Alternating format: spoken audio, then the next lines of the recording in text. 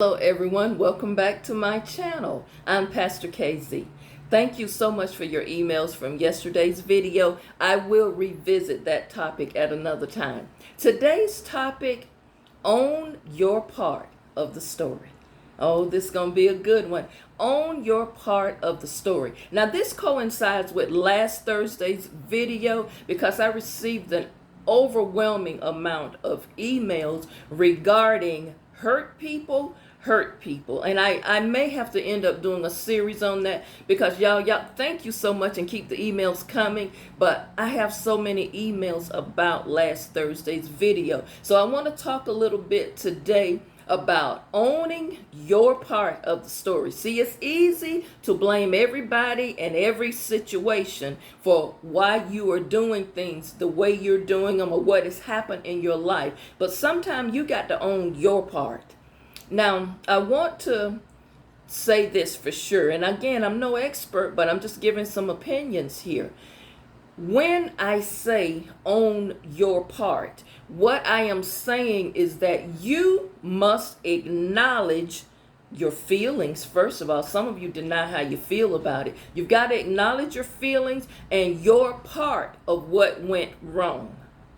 Some people have a tendency to deny and disregard their part of the story. And sometimes the story is a mess, but you've got to acknowledge the mess and you've got to own your part of the mess because you didn't go through this mess and have no part in it. And again, I am not talking about certain type of physical trauma and things of that nature. I'm talking about things that you fully had control of. Sometimes people become very defensive because they feel like when they are confronted, they think their character is being attacked, when that's not always the case. When you're being confronted about something you did, you don't want to listen to what is being said. You don't listen to learn. What you do is you listen so you can defend yourself. And all the time, your character is not being attacked. Your behavior is unacceptable to that person, and they're simply trying to express that was foul. I don't like what you did. I don't like how you spoke to me. And you're all defensive now and in your feelings because you got called on some mess that you did. So all the time, don't look at it as someone is attacking your character. Sometimes you've got to listen to understand what's being said instead of listening to defend yourself. And please allow someone to finish making their statement before you get to chiming all in. It is not easy to hear that you played a part in the misunderstanding or the reason the relationship ended. And y'all, that's how life is sometimes. Sometimes relationships end. Sometimes they end on a good note. Sometimes they end on a bad note. But the fact is, when the relationship is over, let it be over. Don't keep trying to insert yourself in people's life and push yourself on people when they have clearly told you that this our time here is up.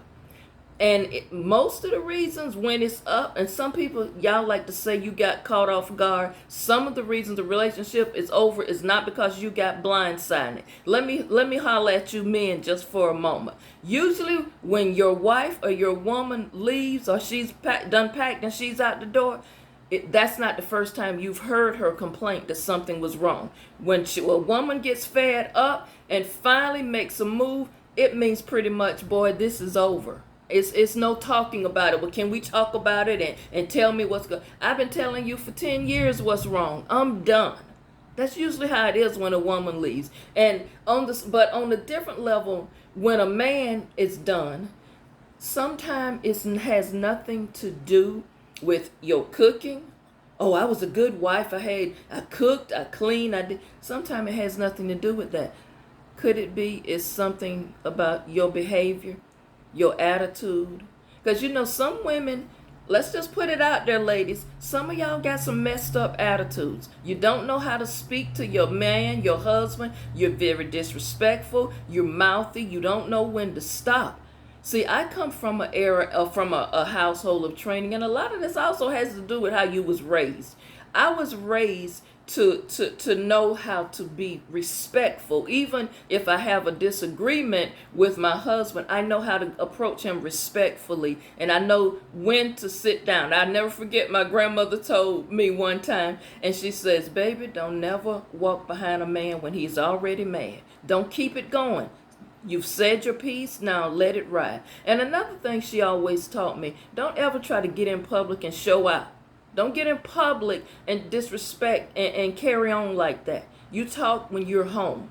And a lot of women, y'all don't do that. But y'all in these emails, and I thank you for them, you in these emails talking about you're just done and you fed up. And what I am saying today on both sides, you need to own your part of the mess. Own your part of the story. Now, it's okay to disagree with someone or have a conversation, and you might not be on the same page with it, but it's okay to respectfully say, I heard you and I understand what you're saying. Can I just say this, some of you, when you say, well, if you said I hurt your feeling, I'm sorry, that's not an apology. And that's not you owning your part of the story. That's just you just shutting that person down so you don't want to have to hear what they're saying. That's not owning your part of the story.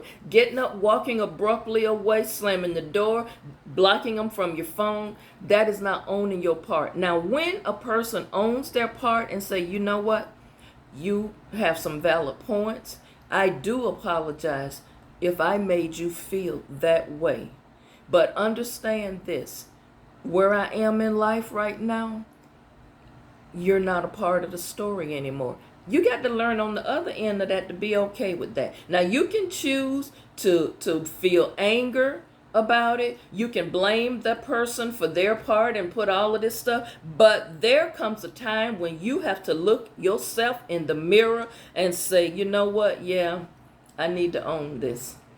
I need to own this. Iyanla Vanzant always say, you have got to first sit in your stuff.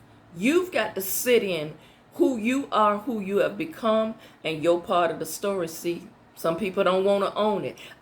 You can say, I could have handled that a little bit better. I could have handled that differently. All I'm saying in this video today is self-accountability. Write that down. Self-accountability is a vital step that you must take. You've got to first of all be accountable. And you've got to stop acting like you are the victim all the time. Oh, they're just picking on me. People are always judging me. No, honey, some people is showing you and trying to express to you some jacked up things you've been doing. Some things that you've been saying, and you out of bounds. You out of pocket. You are out of order.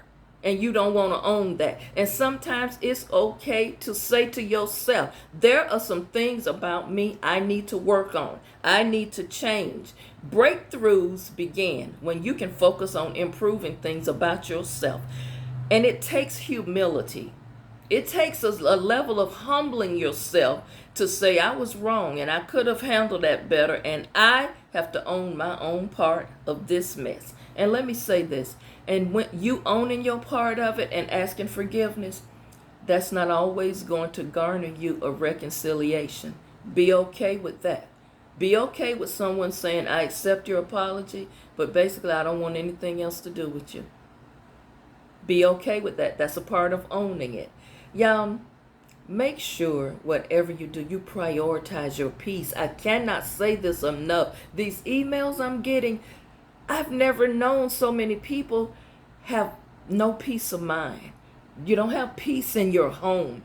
You don't have peace on your job. You just not protecting your peace. And at some point in your life, you've got to stand up and say, my peace is being disturbed and I can't have this anymore. And that's why I'm saying you got to own your part of the story, because there are some things you can do something about. And I am saying this to male and female. If you are in a relationship and that relationship keeps your spirit disturbed, It's something wrong. When I can't express this enough, when I do videos about your gut feeling, your intuition, when something feels off, something don't feel right, you feel a certain type of ways about somebody's energy, chances are you 99% correct, and you got to protect your peace. When you find a person that is always combative, confrontational, argumentative, and these people never own their own part of the story, you got to let them go and move forward with your life.